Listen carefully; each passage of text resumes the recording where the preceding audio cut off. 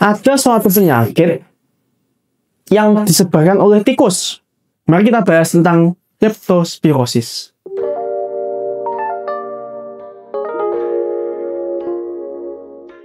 Leptospirosis atau nama lainnya adalah penyakit Weyl disease adalah penyakit infeksi dari hewan yang paling sering terjadi di seluruh dunia.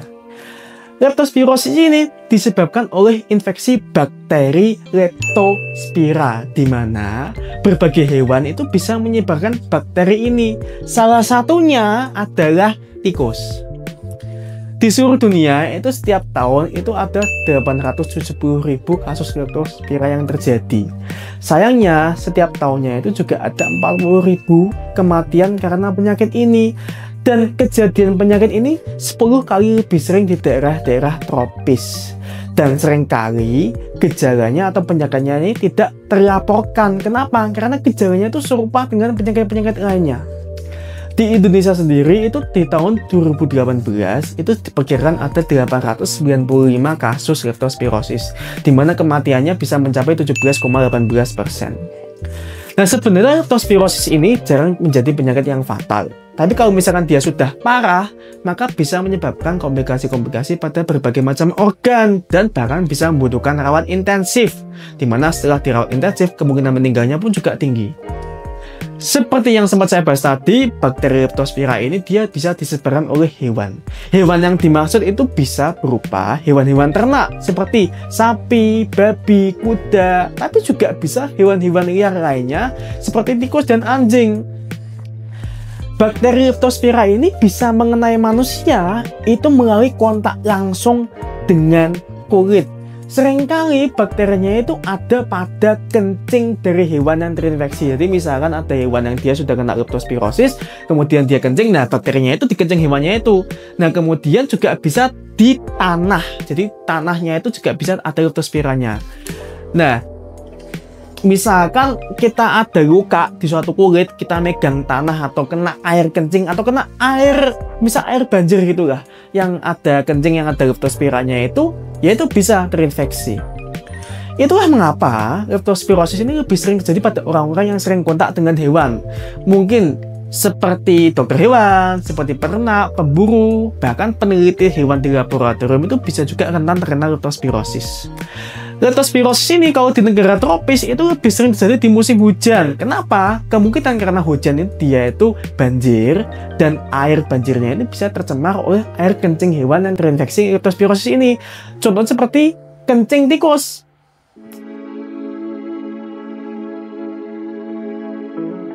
Nah, bagaimana sih leptospirosis ini bisa muncul di tubuh kita?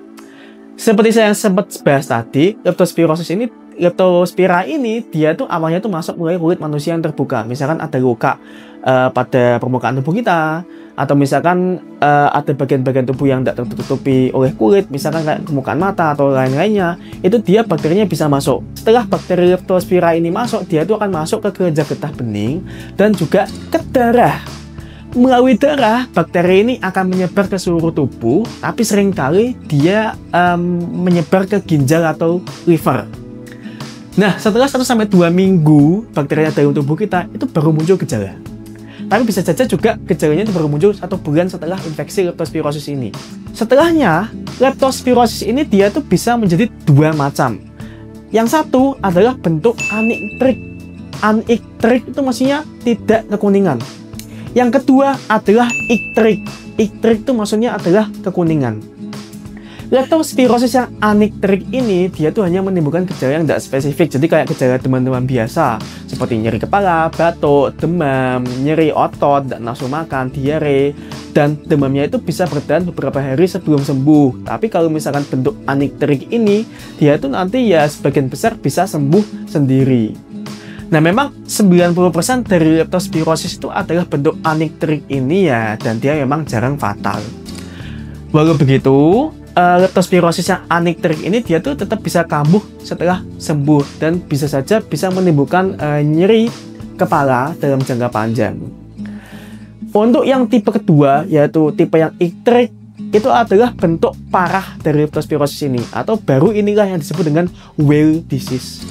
Tipe iktrik ini sebenarnya intinya ada infeksi yang berat dan tentu saja menimbulkan demam. Tapi efek buruknya lagi bisa menimbulkan gagal ginjal, bisa kekuningan, bisa perdarahan, dan bahkan juga bisa menimbulkan gangguan nafas. Mata pun juga bisa tampak kemerahan atau kuning.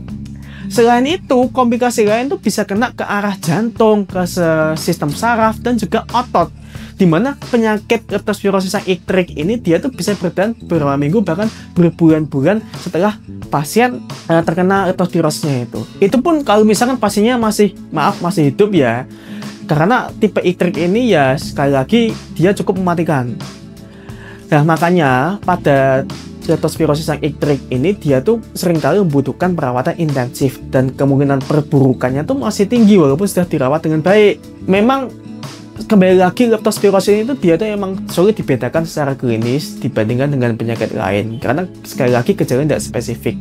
Nah untuk membantu diagnosa dari leptospirosis ini kita bisa menggunakan tes laboratorium dinamakan tes aglutinasi mikroskopik atau MAT.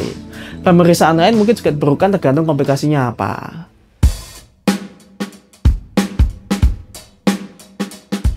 Nah sekarang bagaimana kita bisa mengobati leptospirosis ini, Dok?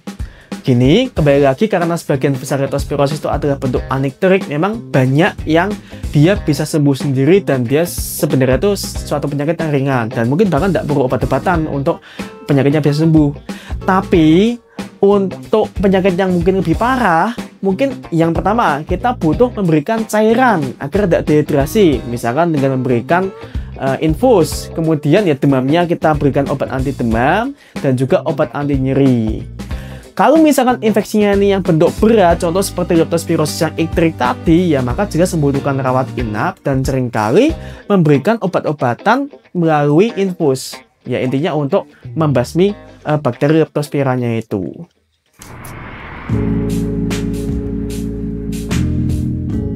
Nah sekarang bagaimana kita bisa mencegahnya, Dok? Nah, leptospirosis ini sekali lagi dia akan menyebar melalui tadi misalkan kencing dari hewan-hewan yang terkena leptospira atau bisa aja di tanah. Ya sebenarnya intinya leptospirosis ini dia tuh seringkali berhubungan dengan kemiskinan, di mana seringkali perumahan-perumahan yang ada tuh tidak terstandar atau mungkin misalkan masih banyak sarang-sarang tikus di sekitar rumah. Itulah yang bisa meningkatkan resiko leptospirosis, terutama kalau misalkan pada daerah-daerah rawan banjir. Nah, sebenarnya memang makanya salah satu kiat kita bisa mencegah leptospirosis itu adalah kita dengan membasmi tikusnya. Tapi itu pun juga dikatakan secara teori itu hanya jangka pendek saja. Untuk jangka panjang pembasmian tikus ini jarang bermanfaat. Maka usaha yang mungkin lebih baik lagi adalah kita itu membuat pembangunan rumahnya itu sudah terstandarisasi dari awal, yang menghindari daerah-daerah yang bisa menjadi sarang tikus. Nah, selain itu, untuk orang-orang yang mungkin pekerjaannya atau sehari-harinya itu masih beresiko terkena leptospirosis, contoh yang banyak kontak dengan hewan, itu bisa menggunakan alat pelindung diri, seperti menggunakan sarung tangan, kacamata pelindung mata, kemudian sepatu boot, dan juga pakaian pelindung lain.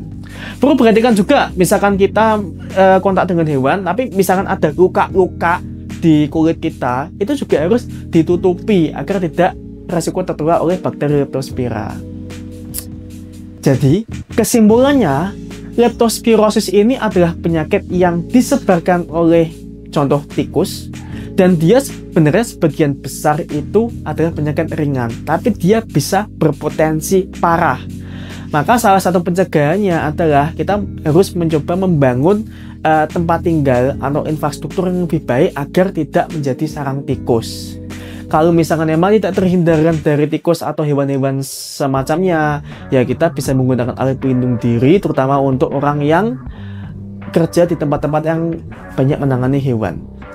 Begitulah yang bisa saya sampaikan tentang leptospirosis. Saya harap semua yang nonton video ini selalu sehat dan rumahnya bebas tikus. Jangan lupa subscribe bila Anda ingin melihat saya membahas penyakit-penyakit lainnya, dan sampai jumpa di video berikutnya.